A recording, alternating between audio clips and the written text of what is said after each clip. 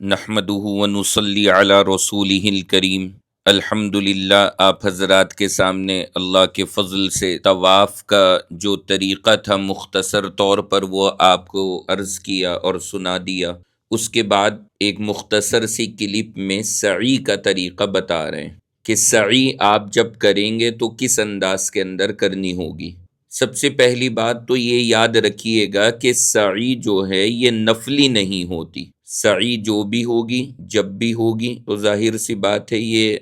واجب ہوگی یا رکن ہوگی، یہ نفلی نہیں ہوتی۔ جیسے ہم طواف کرتے ہیں نفلی طواف، ایسے سعی نفلی نہیں ہوتی۔ عمرے کی کر رہے ہیں تو وہ بھی کرنی ضروری ہے، وہ کوئی نفلی نہیں ہے۔ حج کے اندر کر رہے ہیں تو وہ بھی کرنی ضروری ہے۔ تو پہلی بات تو یہ یاد فرما لیں۔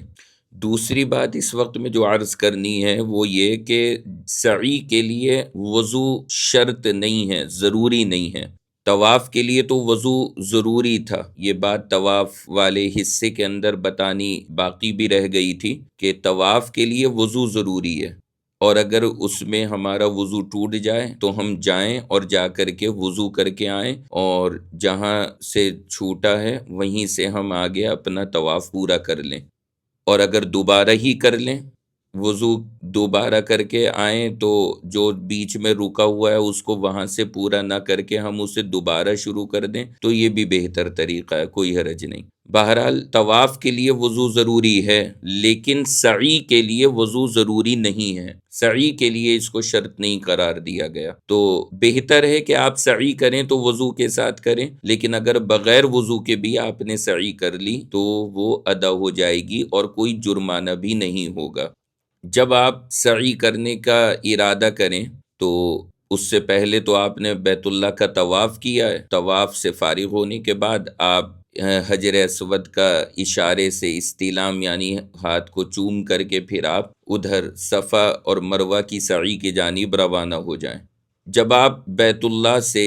طواف سے فارغ ہو کر صفا مروہ کی سعی کے لیے جا رہے ہوں اور صفا پہاڑی کے قریب پہنچ جائیں تو اگر یاد رہ سکے تو یہ دعا پڑھیں، ابدؤ بما بدأ اللہ بہ، ان الصفا والمروۃ من شعائر اللہ، فمن حج البیت او اعتمر فلا جناح علیہ ان یطوف بہما۔ تو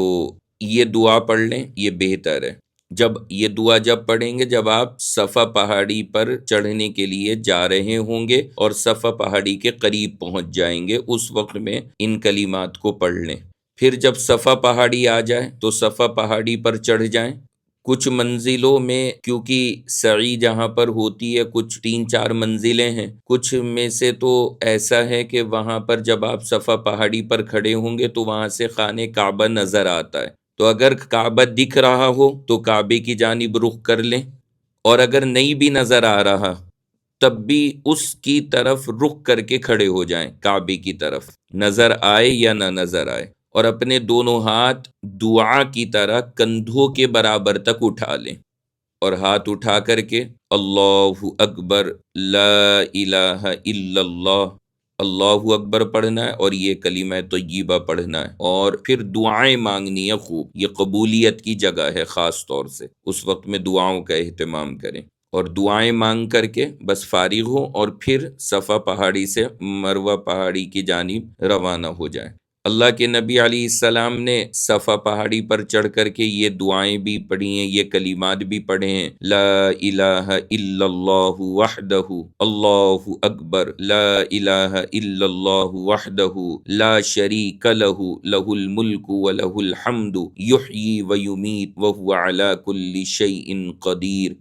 تو یہ کلمات بھی اللہ کے نبی سے ثابت ہیں، اور بھی کلمات ہیں جو آپ نے اس موقع کے اوپر پڑھے ہیں، یہ آسان بھی ہیں، اکثر کو یاد بھی ہوں گے، تو ان کلمات کو صفا پہاڑی پر پڑھیں۔ یہ سب چیزیں پڑھنے کے بعد صفا پہاڑی سے اب آپ مروہ کی جانب روانہ ہو جائیں۔ جیسے ہی آپ مروہ کی جانب روانہ ہوں گے تو تھوڑا سا چلنے کے بعد میں ایک جگہ آتی ہے، اس کو بولتے ہیں میلین اخضرین، یعنی آپ کے سر کی طرف کافی زیادہ حصہ ایک ایسا آئے گا جہاں پر گرین لائٹ لگی ہوں گی۔ جب آپ اس جگہ پر پہنچیں تو وہاں پر دوڑنے کے انداز میں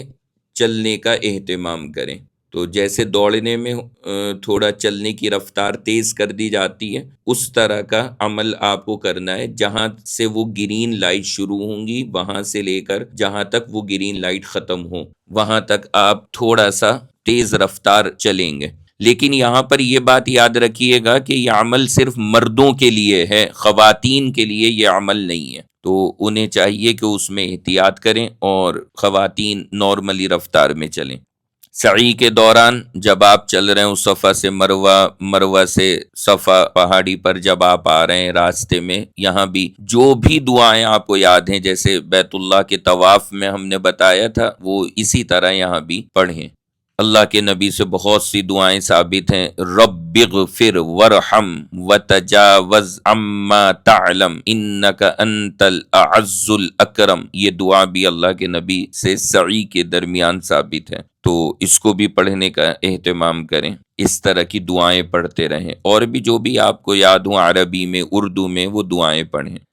جب آپ صفا پہاڑی سے مروہ تک جائیں گے تو یہ ایک چکر ہو جائے گا، مروہ سے صفا آئیں گے تو یہ دوسرا ہو جائے گا، پھر صفا سے مروہ جائیں گے تو یہ تیسرا ہو جائے گا۔ اس طرح شروع تو ہوں گے آپ کے صفا پہاڑی سے چکر، اور ساتواں پورا ہوگا مروہ پر آپ کا۔ جب آپ کا وہاں پر وہ چکر پورا ہو جائے تو سعی کے فارغ ہونے کے بعد علماء نے لکھا ہے مستحب ہے کہ مسجد الحرام میں آ کر 2 رکعت نماز پڑھ لیں، لیکن یہاں پر ایک بات یہ یاد رکھیے گا کہ مروہ پہاڑی پر 2 رکعت نہ پڑھیں، علماء نے اس کو منع لکھا ہے، کیونکہ اللہ کے نبی علیہ السلام نے مروہ پہاڑی پر 2 رکعت نہیں پڑھی ہیں، لیکن آپ لوگ وہاں دیکھیں گے، وہاں آپ کو نظر آئے گا بہت سارے حضرات مروہ پہاڑی پر سعی پوری ہوتے ہی وہیں 2 رکعت پڑھتے ہیں، اور اب وہ تعداد بڑھتی چلی جا رہی ہے، تو یہ اسی طرح بدعتوں کی بنیاد پڑ جاتی ہے۔ تو جو مستحب ہے وہ مسجد الحرام میں آ کر کے 2 رکعت پڑھنا ہے،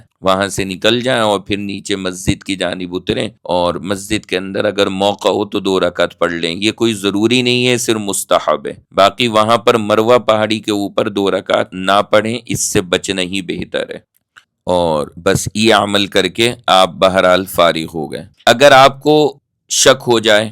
چکروں کے اندر کہ کتنی ہو گئی ہے سعی ہماری، کتنے چکر، تو اس میں علماء نے لکھا ہے کہ جو رائے کم ہو اس پر عمل کریں۔ اگر یہ لگ رہا ہے 2 یا 3 چکر تو 2 مان لیں، 3 یا 4 میں شک ہے تو 3 مان لیں، تو اس میں بندہ اس طرح سے جو یقین والی رائے ہے، کم والی رائے ہے، اس پر عمل کر لیں تو اس کی سعی انشاءاللہ صحیح طور پر ادا ہو جائے گی۔ تو یہ ہے بنیادی طور پر سعی کا تعارف، اس انداز میں اپنی سعی کو آپ حضرات جانے والے ادا کریں۔ اللہ اپنے فضل سے ہماری تمام عبادات کو قبول فرمائے۔ والسلام علیکم ورحمۃ اللہ وبرکاتہ۔